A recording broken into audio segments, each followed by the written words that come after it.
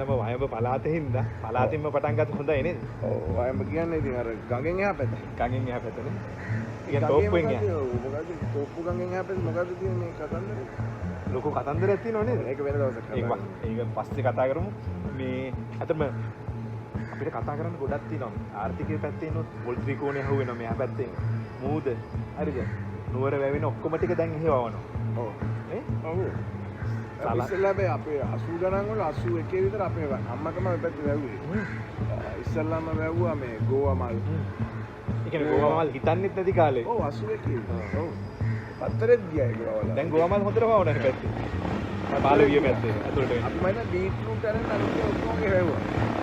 අනිත් එක තමයි මේ කතා කරන්න ඕන අපි ෆැෂන් ගැන. මම හිතන්නේ කොළඹටත් ඉස්සෙල්ලා ෆැෂන් ආවා. ඔව් ඉතින් ඔක්කොමලා එක්ක ඉතාලිය නැත්තම් ජපන් වල ගිහිල්ලා ඉන්නේ ටෝකියෝ වලින් එන ෆැෂන් වල මිලාන් වල ඉඳලා එන ෆැෂන් වල ඉස්සෙල්ලාම එන්නේ අපේ පැත්තටනේ. මොකද ඔක්කොමලා ඉතාලිය. එහෙම නැත්තම් ටෝකියෝ වල. එහෙමනේ තිබුණ කතන්දරේ. ඔව් ඒ කාලේ මට මතකයි ඔය බ්‍රේක් dance එකේ මට මතකයි ඒ පැත්තේ කරන top break tech competition ඔක්කොම තිබුණා. කොළඹට ඉස්සෙල්ලා ඒ competition තිබුණා. එහෙමද? ඒක මම දන්නේ නැහැ. top break tech වගේ ඒවා තිබුණා. disco competition තිබුණා. මෙතන එතකොට අනිත් එක තමයි පල්ලිය music. සංගීතය බෑන්ඩ්ස් ගත්තම මියුසික් කියන්නේ පල්ලියත් එක්කනේ කොහමද එහෙනම් දැන් අපේ බෑන්ඩ් එක වුණත් අපේ බෑන්ඩ් එකේ ගොඩක් හැදුනේ මේ පල්ලියේ හින්දානේ.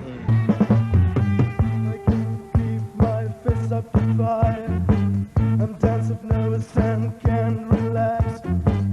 I can't sleep cause my bed's on fire. Don't touch me, I'm a real live fire. Psycho killer.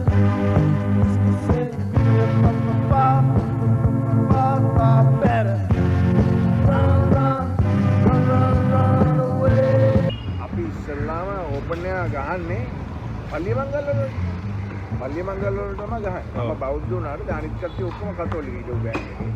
අපි ගහන්නේ මේ පල්ලිය මංගල වල තමයි. පල්ලිය මංගල වල තමයි. අද තමයි එතකොට මේ කාලේ ඔය දැන් සිරසන එකා කරනවා වගේ මේ 20000 නෑ. ඒ කාලේ 5000ක් කියන ලොකු ගානක්. ඒ කියන්නේ මුස්කල් ෂෝ එකට ඒ කාලේ 5000 10000ක් කියන්නේ පල්ලි මංගල එකට 10000ක් කිට්ටුවෙන් ඉන්නවනේ. පල්ලිය මංගල එකට කියන්නේ ලොකු පිරිසක් එකතු වෙනවා දැන් කියලා ඇමරිකාවේ ගිහිල්ලා ගිහම අපි ගාවේ 10000කට විතර ගිහම උන් කට ඇරලා බලන යම්කෝ බස්සේ. ඒ වගේ ලොකු බෑන්ඩ් එකක් තියෙනවා. ලොකු නෙමෙයි 200ක තියෙනවා. අන්තිම පල්ලිය මංගලකට පොඩි උපසංස්කෘතියකුත් හැදෙනව නේද? ඇඳුම් ටික හදාගන්න එක ඒ කාලේදී යාළුවෝ ටික එකතු වෙන එක පොඩි ගහ දාන දැන ඉඳලා වෙනවා. එතන ඉඳලා පොඩි උපසංස්කෘතියක් එකතු වෙනවා නේද? ඒ කොහොමද දැන් මේ කාලේදී? පල්ලිය මංගල්ලේ බෑන්ඩ් එක. ඔව් ඒ කියන්නේ අපි සෙට් කරලා අපි රිහර්ස් කරන්න පටන් ගන්නවා අර ලෑලි කාමරේ දැන් නිල්ල සොයාගෙත් තියෙන ලෑලි කාමරේ මම හොයාගත්තා ඒකයි මොකද මේ ඒ කියන්නේ මේවා ගහ වුණාද ලයිට් යනවා. The government brought in part of the land over so දැම මේ පාටි ගන්න කියනවා මම දැම කරන්න දෙනවනේ මේක ඩොට් එකක් දාන්න නියම මූඩ් එක දවාසේ පොයින්නේ ඒක තමයි මේ කියන්න තියෙන්නේ යන්න බීච් එකට යා බල ප්‍රැක්ටිස් කරන්න එපා ගිහින් නාවල් ස්ටේජ් එකේ කමන්නේ නැහැ හරි හරි මයික කවුද බං බයන්නේ කවුද බං දැන් මම බලන්නේ මාර ඩේන්ජරස් නේ බං අඩියෙන් අඩිය බෝම්බ නෑ නේ බං අන්න ෆ්ලයිට් එකේ ගිහලා දානවා එතන ඉඳලා බෝට්ටුවේ යනවා. ඒක ඔක්කොම වඩා ඩේන්ජරස් බං ඊයේ පෙරේදා තුන් බෝට්ටුවක් බ්ලාස්ට් කරානේ අනේ මන් දන්නේ නැහැ මචං. ඊසාර කාරෙන්ගෙන් අපි ඔය බෝට්ටු ගන්නවා. මං හිතන්නේ ඔය පුපුරන් උදව් කරන්නේ තුම්ම තමයි. ඒක කියන්න බෑ කවුද? ඊට පස්සේ මේ අපේ කවුරු හරි ඉතින් අපේ ආමි එකේ මයිකල් කියලා හිටියා. ඉතින් ඇත්තටම දැන් රොජර් කරන්නේ මයිකල් කැරක්ටර් ආමි එකේ ඉඳලා එනවා. අපි ඉතින් කියන ඒ කාලේ දැන් අඩෝ ඩෝරා එකට ගැහුවලු නේද කියලා. ඔව් මචං ඉතින් මයිකල් මුදල මචං ඔය ඩෝරා ඉතින් ඉස්රායලෙන් හම්බෙන්නේ ඉස්රායල් කාර්යම කියලා දෙනවනේ කොටින්ට කොහමද ඔයාලා ගහන්නේ කියලා ඒ වගේ එහෙම කතා යනවා ඒ කාලේ. ඒක සමහරවිට ඇත්ත වෙන්නත් පුළුවන් දැන් අද බලනකොට. අනිත් තව එකක් තිබුණා නේද මේ ඔය 88 වගේ ගොඩක් ඒ පැත්තෙන් කැරැල්ලට සම්බන්ධ වෙච්ච කට්ටිය අඩුයි නේද? නෑ ඉතින් අපේ පැත්තේ හැමදේම තියෙනවනේ. දැන් අපේ පැත්තේ හැමදේම තියෙනවා කියන්නේ දැන් අපේ ඒ පැත්තේ ඛණ්ඩ බොණ්ඩ දේවල් තියෙනවා. සාමාන්‍ය මිනිස්සුන්ට මොන හරි කරලා නිකන් හිටියත් මොන හරි ඛණ්ඩ බොණ්ඩ තියෙනවා. ඉතින් ඒගොල්ලන්ට එහෙම නිකන් DVP එකක් කරන්න හරි එහෙම කරන්න කියලා ලොකු මේකක් ආවේ නැහැ. ඒකින්ද හුඟක් අය කියලා හැංගිලා හිටියේ ඒ පැත්තේ. ඒතර හොයන්න බෑනේ. ඉතින් වෙන තැන්වල අරගලය කරලා ඒ පැත්තට ගිහලා හැංගිලා. ඒතකොට මෙහෙම කිව්වොත් ඒ පැත්තේ උන් ආතල් ගන්න විතරයි දන්නේ වෙන මොකුත් කරන්න දන්නේ නැහැ කියලා එහෙම කියන්නේ චෝදනා කරන්නේ. එහෙම කියන්න පුළුවන්. මෙහෙමනේ අරගලයක් කරන්න අවශ්‍ය නැති වුණාම ඒගොල්ලෝ ආතල් ගන්නවා මිසක් අරගල කරන්න යන්නේ නැහැ.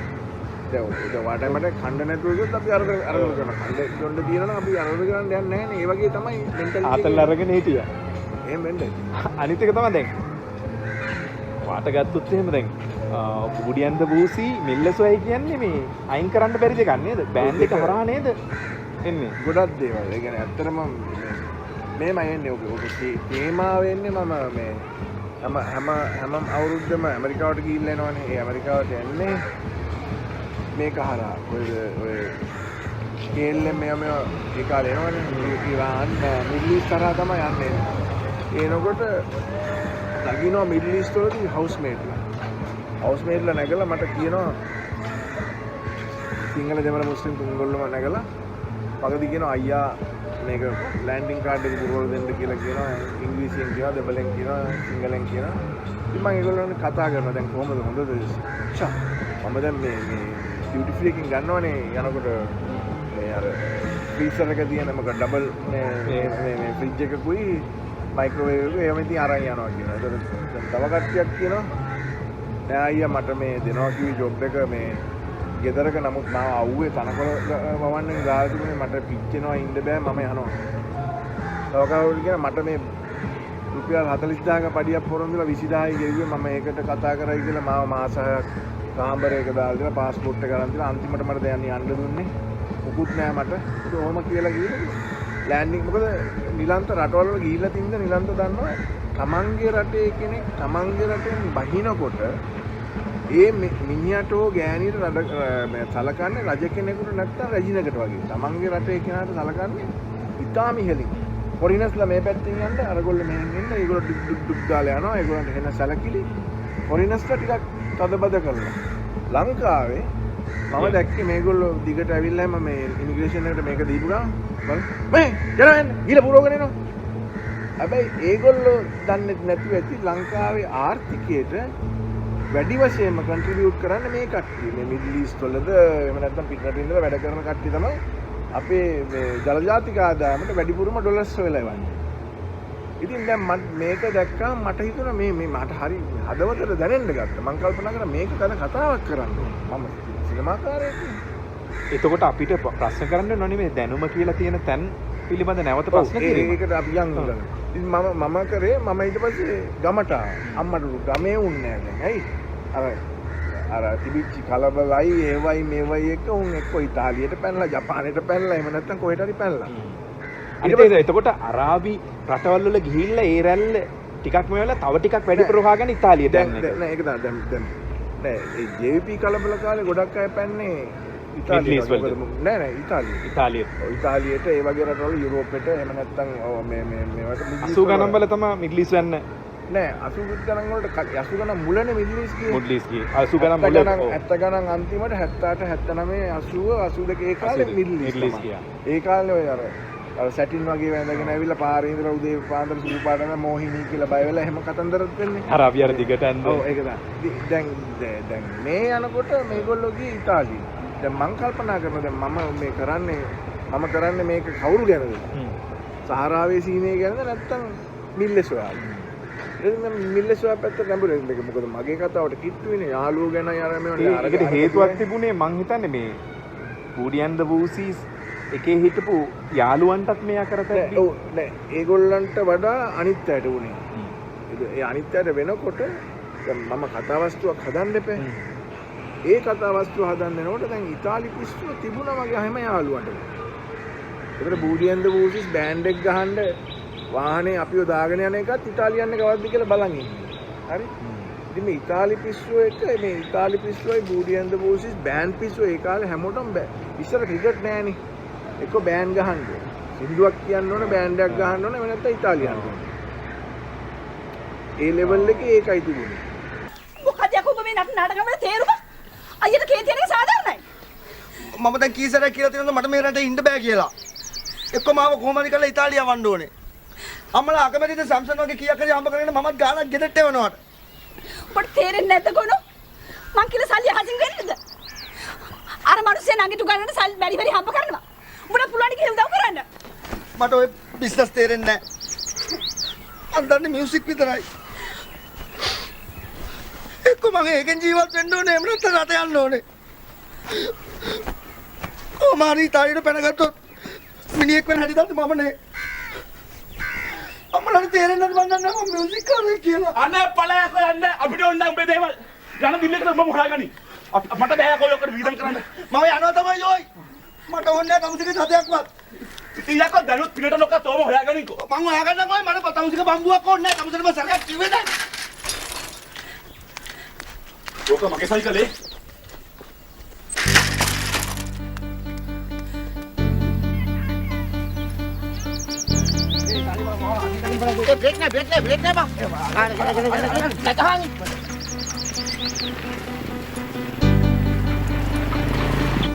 ඒ කාලේ මේ වනේ ක්‍රිකට් දැන්නේ ක්‍රිකට් ගහන්න ඒ කියන්නේ 96 දින්නයින් පස්සේ හැමෝම ක්‍රිකට් ක්ෂේත්‍ර වෙදිලා ගියානේ. ඔව්. ඉතින් වැඩි ඕනේ ඉතින් ඒ කාලේ අපි මට මේ මෑතකදී කිව්වේ නලින් මේරියන්ස්ලා මේ අපි බූරියන්ද බූසිස් මේ පල්ලිය මංගල්ලකට ගහනකොට එකසරත් ඔඩු ආවේ මේගොල්ලෝ බයිසිකල් වල ඇවිල්ලා මේරියන්ස්ලා මෙන් බලන් ඉන්නවලු අපි ගහනවා. මම බැලුවා යකෝ මේ ලංකාවේ මේ ලොකුම බෑන්ඩ් එකේ ඉන්න ෆ්‍රන්ට් මෑන් මට කියනවා ඔයාලා ඒ කාලේ බෑන්ඩ් එක ගහනොත් බලන් ඉන්නවා කියලා. ඒතර බෑන්ඩ් එකක් මේරියන්ස්ලාගේ එහෙම හැදිලත් නැහැ. I close my eyes on this sunny day. Say something once, say it again. Psycho killer. Better run, run, run away. Oh, oh, oh. Psycho killer. Better run, run, run away. Oh, oh,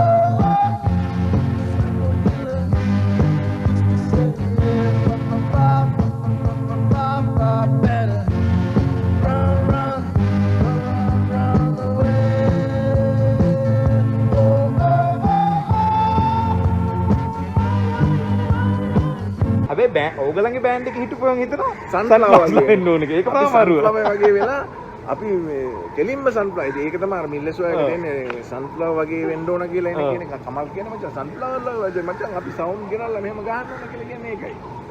මම හිතන්නේ ඒ sound කතාවක් තියෙනවා ඉස්සර මචං. අපි මේ කෙලිම කියන මචං ඔය අපි සන්ෆ්ලවර් වල වගේ මචං අට ගිහිල්ලා හම්බ කරගෙන ඇවිල්ලා හරි සවුන්ඩ් අරන් ගහන. ඒ කියන්නේ සවුන්ඩ් වලින් තමයි වැඩේ දෙන්නේ. සින්දු වලින් වැඩ කෑලි වලින් නෙමෙයි. සවුන්ඩ් සද්දෙන් සද්දේ ඒ ප්‍රශ්නේ මෙනවා නිරන්ත ඔයා ෂූට් එකේ හිටියනේ මිල්ලසෝයගේ දැන් මිල්ලසෝයකට ෂූට් කරන්න මේ මම සන්ෆ්ලවර්ස් වලට කතා කරපුවා සන්ෆ්ලවර්ස් නීල් කැමති වුණාට නීල් එහෙම එකපාරට කැමති වුණේ නැහැ මොකද හේතුව නීල්ට කවුරු හරි ගිහිල්ලා කියලා මේ සන්ෆ්ලවර්ස්ලා පල්ලෙහා දාලා තමයි මේ ෆිල්ම් එක කරන්න කියලා. නමුත් අද බලපුවම අපි දන්නවනේ සන්ෆ්ලවර්ස්ලා පහළ දාලා හැමතැනම කතා කරන්නේ සන්ෆ්ලවර්ස් වගේ වෙන්න ඕනේ. ඒ කියන්නේ ඉහළ උඩ බලනවා මිසක් පහළ බලලා නෙමෙයි. අනිත් එක ඒ කාලේ අපි කියමුකෝ ඒ පළාතෙම තිබුණ සන්ෆ්ලවර්ස්ලා වගේ වෙන්න ඕන කියලානේ. එහෙම බෑන්ඩ් එකක් නේ තිබුණේ. පැරගන් තිබුණා මොනවාද මේ නයිටින්ගේල්ස් බෑන්ඩ් එක තිබුණා මෙහා පැත්තෙන් හලාවත පැත්තෙන්. එතකොට මේරියන්ස්ලාට ඉස්සලා තිබුණේ නයිටින්ගේල්ස්ලානේ. තාම මොනවද? එතකොට මෙහා පැත්තෙන් යනවා කොලම්බින් යනවා සුපර් ස්ටාර්ස්ලා. නෑ මං කියන අපේ පැත්තේ තිබුණා වෙනම බෑන්ඩ්ස් එන තොගයක් තිබුණා. එතකොට මේගොල්ලොම තිබුණෙත් නෑ දැන් ඔය අර දැන් මේ කටුනේරි බෑන්ඩ් එක මොකද දැන් ඒ වගේම ප්‍රසිද්ධ ෆ්ලෑෂ්බැක් තිබුණේ නැහැ ෆ්ලෑෂ්බැක් තිබුණෙත් නෑ. ෆ්ලෑෂ්බැක් මේගොල්ලෝ හිටියේ සරන්දීප්ලා. ඔව් සරන්දීප්ලා. ඇත්තටම සරන්දීප්ලා අපිට ගොඩක් උදව් කරා. අපිට සමහරවිට ඔය බුරියන්ද බූසිස් වගේ මේ වැඩ කටයුතු වලදී අපි රිහර්සල්ස් යනවනේ. එතකොට මතකයි මට මතක රිහර්සල්ස් යනකොට රිහර්සල් එකේ අපේ ඩ්‍රම්ස් ගහන එක්කිනා කරේ මේ මල් ෆාම් එකේ වතුර දාන එක. ඒ මල් ෆාම් එකේ වතුර දානකොට මිනිහා සමහරවිට මේ නෑ රිහර්සල්ස් වලට එන්නේ නෑ ගිහිල්ලා. ඒතර මම රෝහිත දැන් මේ ඩ්‍රමර්නේ රෝහිත මම හිතන්නේ ලංකාවේ බෑන්ඩ්ස් වල හිටපු හොඳම ඩ්‍රමර් කෙනෙක්. හොඳම නෙමෙයි මම හිතන්නේ හිටපු දෙන්නගෙන් එක්කෙනෙක් හොඳම. දැන් ඔය ගිටාර් ගැහුවට රෝහිත ඇවිල්ලා A class drummer. ඉතින් රෝහිත කවුරුද දාපුවම ටක් ගාලා රෝහිත එනවා. ඊට පස්සේ රෝහිත මොකද අපි ගහන නම්බර්ස් එයා දන්නවා. ඩේවිඩ් බෝවිගේ අර මේවා. ඉතින් එයා ටක් ගාලා කවර් කරලා දෙනවා. සමහර දාට බේස් ගහන එක නෑ. ඒ කියන්නේ බෑන්ඩ් එකේ ලීඩර්. ඌ යනවා ඌගේ අර මේ බෝට්ටු සාප්පුවත් බෝට්ටුනේ බෝට්ටු වලට මේ එන්ජින් වලට බඩු දෙන සාප්පුවක් දුන්නා. ඒකට බඩු ගේන්න කොළඹ මීගමු ගියාපම ඌ නෑ බේස් ගහන්න. එදාට රොහාන් වෙනවා. රොහාන් ඇවිල්ලා රොහාන් බේස් ගහලා යනවා. ඉතින් ඒ වගේ ජයශ්‍රීලා අපි සමහරවල් ජයශ්‍රීලට ඒගොල්ලෝ හොටෙල්ස් නේ ගැහුවේ. ඒ හොටෙල්ස් ගහලා ඒගොල්ලන් සමහරවල්ලාට මේ ගිග් එකක් ආපුවාම එනවා සමහර වෙඩින්ග්ස් වල සල්ලි වැඩිනේ. ටක් ගාලා අනේ මචං උඹලා කවර් කරනවාද කියලා අපිට දීලා යනවා. ඉතින් මට මතකයි එක සැරයක් කොහොම අපිට සීෂෙල්ස් එකේ ඇවිල්ලා අපි ගිහිල්ලා දැන් කවර් කරනවා. කවර් කරලා බ්‍රේක් එකට මෙයා කවුද අපේ රිදම් ගිටාරිස් දැන් වාඩි වෙලා අපිට දැන් කෑම කියනවනේ. කෑම කියපු ගමන් සුප් එක තියාගෙන යනවා. දැන් මු සුප් එක මොන විදිහට දන්න ටක් ගාලා අඬු දෙක දෙපැත්තෙන් දුන්නා. මෙහෙම කළා ඊට සුප් එක බොන්න යනවා. ඉතින් හොටෙල් එකේ උන් hina වෙනවා ඒ කියන්නේ අපිට එහෙමවත් දන්නේ නැහැ. ඒ කියන්නේ ඒ කාලේ. ඉතින් ඔය වගේ තමයි මේ අපේ බෑන්ඩ් එක ඔය බූඩි ඇන්ඩ් වූසිස් එක තනින් හැදිලා සෙට් වෙලා. හැබැයි ඒකේ මරුම වැඩේ කියන්නේ තවටත් ගොඩක් බෑන්ඩ්ස් වලට මැනේජර් කෙනෙක් නැහැ. ඒ කාලේ බෑන්ඩ් මැනේජර් කෙනෙක් හිටියා. ඔව්. මම හිතන මංගල සමරවීර. නෑ මැනේජර් නෙමෙයි. මංගල කරේ මං කිව්වා බෑන්ඩ් එකට නමක් වුණා කියලා බූඩි වූසිස් කියලා දාමු. ඒකට පුංචි ගයිඩ්ලයින්ස් ටිකක් දෙනවනේ බැක් එකේ ඉඳලා. එයා පොඩි ගයිඩ්ලයින්ස් ටිකක් දුන්නා. කලර්ස් එකතු කරා නේද? ඔව් අනිවාර්යෙන්. ඒ කියන්නේ ඔය අපේ ඇඳුම් එහෙම අපි ඉන්ෆ්ලුවන්ස් උනේ එයා ෆැෂන් ඩිසයිනර්නේ. සහ ඩේවිඩ් බෝවි කියන්නේ ඉතින් ෆැෂන් අයිකන් එකක් නේ. අනිත් අපේ පැත්තේ ෆැෂන් කියන අඩුපාඩුවක් තිබුණේ. එහෙන් ෆැෂන් ඉතාලියෙන් වෙනවා. මිලාන් වලිනුත් ඉස්සෙල්ලා එන්නේ අපිට ටෝකියෝ වලිනුත් ඉස්සෙල්ලා එන්නේ. මොකද එක්ක මිලාන් එක්ක ටෝකියෝ. ඒ දෙපැත්තනේ අපේ කට්ටිය යන්නේ. තව එකක් තිබුණා. දැන් මෙහෙන් මිලාන් ටෝකියෝ දෙපැත්තෙද්දි අපිට ආවා ඉන්දියාවෙන් ආපු ඒවා වැල්ලේ පැත්තේ තිබුණා. ඒක මරු කලර්ස් ටික තිබුණා. මට මතකයි වැල්ලේ පල්ලියේ මංගල්‍යයක් වෙද්දි ඒගොල්ලොම ඇඳුම් හදා ගන්නවා. පීදුරු අර කියන්නේ මේ අපේ මූණ බලන කණ්ණාඩි තියෙන පොඩි ඒවා කෑලි අල්ලගෙන සමහර උන් LED ලයිට් ඇතුලෙන් දා ගන්නවා. මංගල්‍යට ගියාම වෙනම ලෝකෙක අපි ඉන්නේ. වෙනම හදලා සරුවත් ලෝකෙක නිකන්. නෑ ඒක තමයි අර මම හිතන්නේ ගන්තීරේ සින්දුවට එක්තර නිරන්තර ඒකේ ලිව්වනේ ගන්තීරේ සින්දුවේ. නිරන්තර මේ අපේ වචන ටික ලියනකොට දැන් අපි නෑ ඒකත් මරු කතාවක්. ඒකට මං ආවේ මං එතකොට මේ සස්පෙල අමතර පන්ති යනවා. ඒ යන අතරතුර තමයි 25000ක් විතර දාලානේ කිව්වේ ඉගෙන ගන්න ඕනයි කියලා මම බෑග් කියනකොට ආවා. පළවෙනි ඊට පස්සේ නෑ මං උගන්නන ක්ලාස් එකට දැම්මා විභාගයේ. ඊට පස්සේ මං එදා එන්නකෝ මොකද්ද රෙකෝඩින් එකක් තියෙනවා කියලා. මුක්ති ජයසුන්දරලා එක්ක ඔව් ඒකත් තියෙන්නේ. ඔව් ක්ලාස් එක එන්නේ මට එන්නකෝ මෙහෙම රෙකෝඩින් එකකට මං ආසාවට බලන්නවා. ඊට පස්සේ මට කිව්වා මේ සින්දුවල් ලියන්න පුළුවන්ද කියලා. සින්දු ලියන්න බෑනේ කියලා. සින්දු ලියන්න වගේ ක්‍රියේටිව් නැත්තම් යන්න වෙනවා ඔක ගෙදර. ඊට පස්සේ බායටම සින්දුවල් ලියුව එක තමයි ගන්තීරේ. කොමාරි ගන්තීරේගේ අපි කලෆුල්නස් එක ගේන්නේ ඒක හරහා ඒක අපේ ගම් වල දිවිච්ච හලාවත පැත්තේ හලාවත ඔක්කොම ෂූට් කරන්නේ ඉතින් මේ මිල්ලසුවා area එකේමනේ.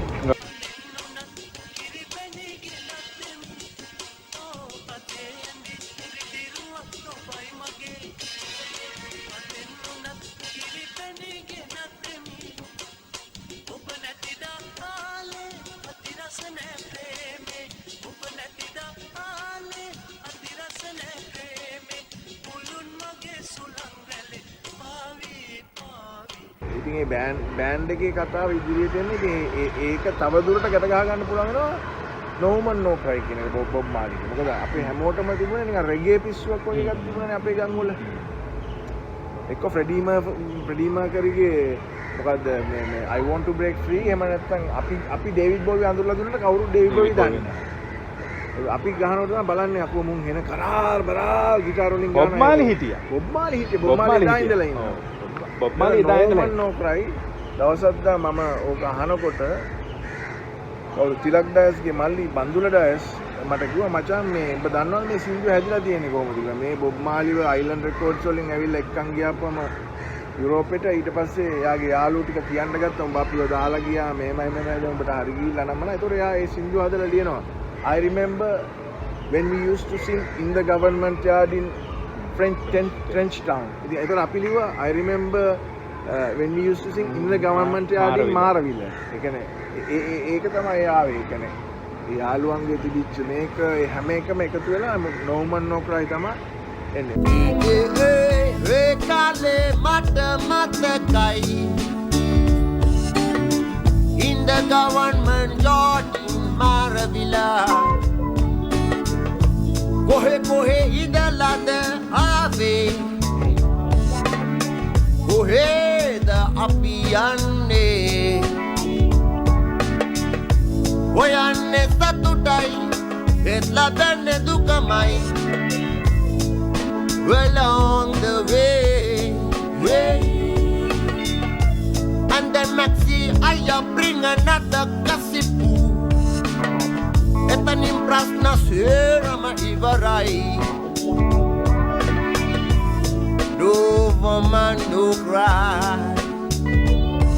No, no, no, no, no woman, no cry. I said, ඒක අපේ දවසක් එනවාමයි කියලා ගන්නෙ මේ තාරුණ්‍යයේ තිබිච්ච වේදනාව. අපිට මුකුත් නැහැ. අපේ දවසක් එනවාමයි අපේ දවසක් එනවාමයි කියලා ගත්තා. ඒක අස්සේ අපේ දවසක් එනවා කියන ඒ සින්දුවෙම එක්කම අපේ ඔය බීච් ලයින් එකේ ඒ ඔක්කොම වල ඛේදවාචක ඒකට අහු වෙනවනේ සින්දුව. ඒකනේ ඒක බලලා දිලීප් පොඩි කියන්නේ මේක වීසා නැති යවුනේ කතන්දරේ කියලා. ඒ කියන්නේ ඉතාලියන්ටත් වීසා නැහැ රට ඇතුළෙත් වීසා නැහැ. වීසා නැති යවුනේ කතන්දරේ. ඒක තමයි ඒ දිලීප් මේ අබේසේකර ඒක දාන්නේ. අපේ දවසක් එනවාමයි අපේ දවසක් එනවාමයි අපේ දවසක් එනවාමයි අපේ දවසක් එනවාමයි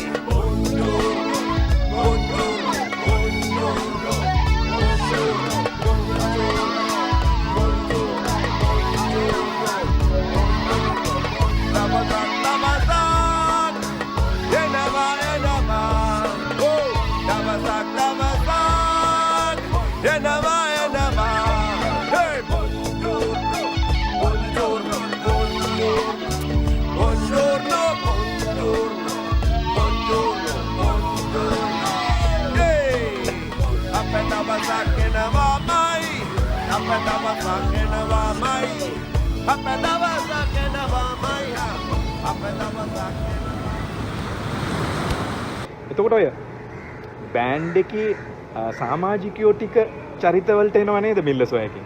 ඔව්. ඇත්තටම කියනවා නම් ඉතින් දැන් බේස් ගහන්නේ මහේන්ද්‍ර. ඉතින් දැන් උපාලි බලපුවම ඉන්නේ ඉතාලියනේ. එතකොට ඩ්‍රම්ස් ගහන්නේ සුනිල්. දැන් ඉන්නේ සයිප්‍රස් වල. මම දැන් ඉතාලියට ගිහිල්ලාද මම සයිප්‍රස් ඉඳලා ඉතාලිය කෙනෙක් පොඩි හයි ග්‍රේඩ් එකක් නේ. එතකොට ලීඩ් ගිටාරිස්ට් අරයා වගේ තමයි කවුද? කමල් වගේ තමයි. හිර වුණා මෙහෙ. දැන් ස්කූල් ටීචර් කෙනෙක්, ස්කූල් ප්‍රින්සිපල් කෙනෙක්. ඉතින් රිටයර් වෙලා. එතකොට අනිත් සින්දු කියපු ජූට්ට කියන්නේ ස්වාමි කියලා. මොකද ජූට්ලා තාත්තලා කියනම ජූට්ටත් එක්ක කියලා හරියට බර මේ පල්ලියේ ගීතිකා යමක් කියන වෙලාවට ටක් ගාලා මම බෞද්ධ වුණාට ඒගොල්ලෝ ඒ වෙලාවට ටක් ගාලා ගිටාර් ටික තිබ්බා ගියා බුස් කාලා පල්ලියට. ඉතින් ඒකත් අපේ මියුසික් වලට මොකක් මේ උදව් වුණා. ඉතින් ඒ මොකද මේක අපේ ඒ කියන්නේ මේ සංස්කෘතිය මාර විදියට සපෝට් කරා මේ වැඩේට නේද? ඒක මේ ඒ කියන්නේ අතරම ඒතකොට මේ දැන් මිල්ලස් ඔයාගේ හිටපු ඒ චරිත ඕකේ කියන්නේ බෑන්ඩ් එකේ හිටපු හැම චරිතයක්ම වගේ ඉන්නවද නැත්නම් ඒකෙන් දෙන්නෙක් තුන් දෙනෙක් ඔය කැරක්ටර්ස් වලට ඉන්නේ මහේන්ද්‍ර එතකොට මහේන්ද්‍රගේ කැරක්ටර් එකේ ඉන්නවා ඩ්‍රම්ස් ගහපු කෙනා මැරෙන විදිහට අපි ගත්තේ ඒතර මයිකල් කියලා එක ඇත්තටම ආමි එකේ කෙනෙක්. එයා මැරුණා. එයා මැරුණේ පස්සේ කාලෙක. මෙල්ලසත් හදලා ඉවරනයින් පස්සේ. එයා දෙපාරක් වෙඩි කාලා ගියා යුද්ධ කරන්න අන්තිම සැරේ මැරුණා. එතකොට මයිකල්ගේ කැරක්ටර් තමයි රොජර් කරේ. රොජර්